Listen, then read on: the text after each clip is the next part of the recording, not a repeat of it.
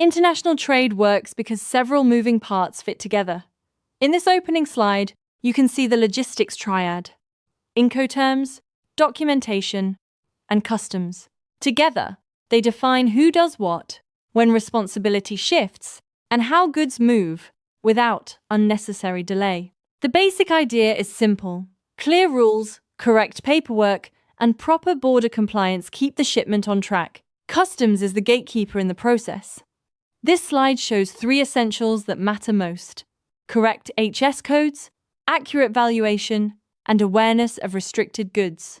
The image of the barcode and magnifier captures the point well, because classification errors can trigger fines and delays. In practice, working with a licensed customs broker helps reduce risk and keep clearance smooth.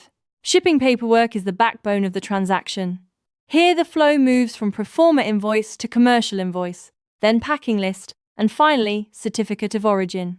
Each document has a specific role, and the key message is that they must align exactly. When the paper trail is consistent, customs, clearance, and payment processing are far less likely to stall. This slide focuses on the master transport documents. A bill of lading is more than a receipt for ocean freight. It also acts as a contract of carriage and a document of title.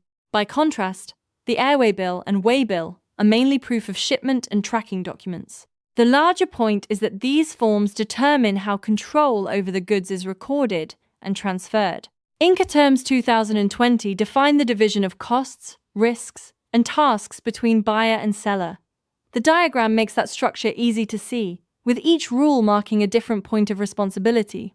Just as important, Incoterms do not cover ownership, payment terms, or remedies, so they work alongside the sales contract rather than replacing it.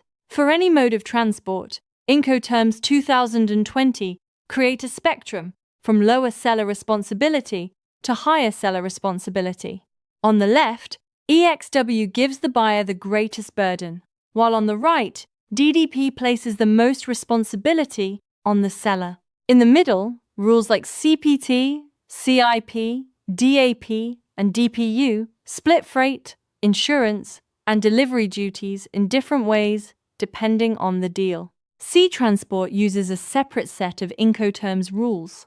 The timeline shows how risk shifts at specific points, especially around loading and delivery alongside the vessel. FAS, FOB, CFR, and CIF are built for ocean and inland waterway shipments, and the image helps show why.